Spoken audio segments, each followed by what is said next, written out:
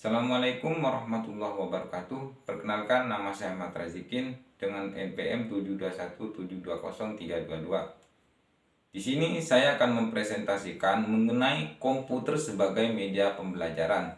Sebelumnya, teman-teman pasti bertanya-tanya, apa sih yang dimaksud dengan media pembelajaran dan apa sih itu komputer? Jadi, istilah media berasal dari bahasa Latin, yang mana merupakan bentuk jamak dari medium yang secara harfiahnya berarti perantara atau pengantar. Sedangkan makna umumnya ialah segala sesuatu yang dapat menyalurkan informasi dari sumber informasi kepada penerima informasi. Jadi, dapat dikatakan bahwa media pembelajaran ialah segala sesuatu yang dapat digunakan untuk menyampaikan pesan atau informasi dalam proses belajar mengajar, sehingga dapat merangsang perhatian dan minat siswa untuk tetap belajar. Sedangkan yang dinamakan dengan komputer ialah seperangkat elektronik yang dapat menerima masukan atau input dan selanjutnya melakukan pengolahan atau proses untuk menghasilkan keluaran atau output berupa informasi dengan cepat melalui suatu program atau aplikasi tertentu. Adapun penggunaan komputer dalam kegiatan pembelajaran yang pertama yaitu untuk tujuan kognitif, di mana komputer dapat mengajarkan konsep-konsep aturan, prinsip, langkah-langkah, proses, dan kalkulasi yang kompleks. Komputer juga dapat menjelaskan konsep tersebut dengan sederhana dengan penggabungan visual dan audio yang dianimasikan. Yang kedua yaitu untuk tujuan psikomotor. Dengan bentuk pembelajaran yang dikemas dalam bentuk games dan simulasi sangat bagus digunakan untuk menciptakan kondisi dunia kerja, seperti contoh simulasi pendaratan pesawat, simulasi perang dalam medan yang paling berat, dan juga sebagainya. Yang ketiga yaitu untuk tujuan afektif, di mana bila program didesain secara tepat dengan memberikan potongan klip suara atau video yang isinya menggugah perasaan, pembelajaran sikap atau afektif pun dapat dilakukan menggunakan media komputer. Sedangkan peran komputer dalam meningkatkan interaksi siswa dengan guru yaitu sebagai media komunikasi siswa dengan guru, di mana komputer telah terkoneksi dengan internet sehingga diskusi dan tanya jawab terhadap topik masalah dapat ditanyakan dalam kelas sewaktu diskusi berlangsung, sehingga mempersingkat waktu dan tanya jawab pun dapat dilakukan di luar kelas. Peran komputer juga sebagai sumber pengetahuan lain. Seperti yang kita ketahui bersama bahwa selama ini siswa hanya memperoleh pengetahuan melalui apa yang disampaikan guru, dan guru memperoleh pengetahuan melalui buku. Namun, sekarang guru dan siswa dapat memperoleh bahan lain melalui media komputer yang telah terkoneksi dengan internet. Selanjutnya yaitu mengenai dampak positif dan negatif penggunaan komputer dalam pembelajaran. Di sini saya membaginya menjadi 3 poin.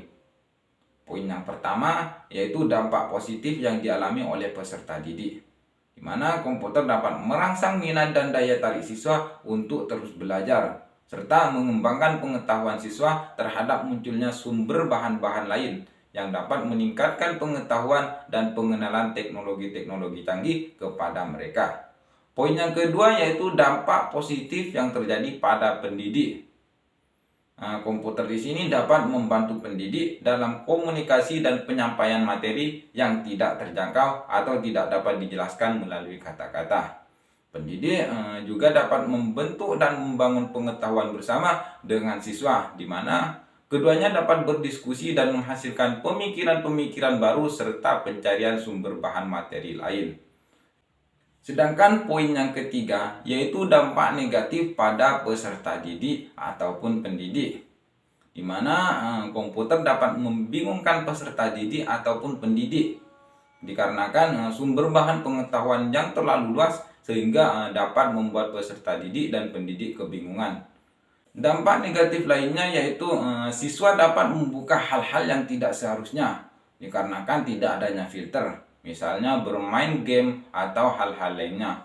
Bahkan tidak menutup kemungkinan hal ini juga dilakukan oleh pendidik. Selain dampak positif dan negatif, komputer juga memiliki kelebihan dan juga kekurangan dalam pembelajaran. Kelebihannya yaitu pembelajaran berbasis komputer ini mampu memberikan keleluasaan pada siswa untuk mengatur tingkat dan kerangkaian proses pembelajarannya. Sedangkan yang kedua yaitu komputer dapat mudah mengikuti perkembangan informasi untuk memberikan pengetahuan terkini. Komputer juga dapat menyajikan pengetahuan dalam bentuk grafik, gambar, teks, audio, dan visual sekaligus. Yang ketiga yaitu komputer mampu memberikan pengalaman belajar yang beragam, dikarenakan dapat diintegrasikan dengan berbagai metode pembelajaran. Perangkat komputer juga dapat dikolaborasikan dalam pembelajaran tingkat dasar, remediasi, atau pengayaan. Sedangkan kelemahannya yaitu yang pertama, pemanfaatan komputer dalam pembelajaran terkadang menemui hambatan berupa hak cipta dari sebuah software. Bahkan masyarakat kita sudah sangat terbiasa dengan sistem operasi komputer yang harus berlisensi. Yang kedua yaitu pembelajaran berbasis komputer ini tentunya akan mengurangi intensitas interaksi antar siswa, di mana siswa akan fokus pada komputer yang ada di hadapannya. Bahkan juga akan sangat jarang bertatap muka dengan seorang guru. Yang ketiga yaitu pembelajaran berbasis komputer ini harus terus memiliki nilai kebaruan. Karena jika tidak ada kebaruan pada sistem tersebut, siswa akan bosan dan tidak termotivasi lagi untuk belajar karena selalu mengulang-ulang informasi atau sistem yang sama. Mungkin hanya ini yang dapat saya jelaskan, kurang lebihnya mohon maaf. Assalamualaikum warahmatullahi wabarakatuh.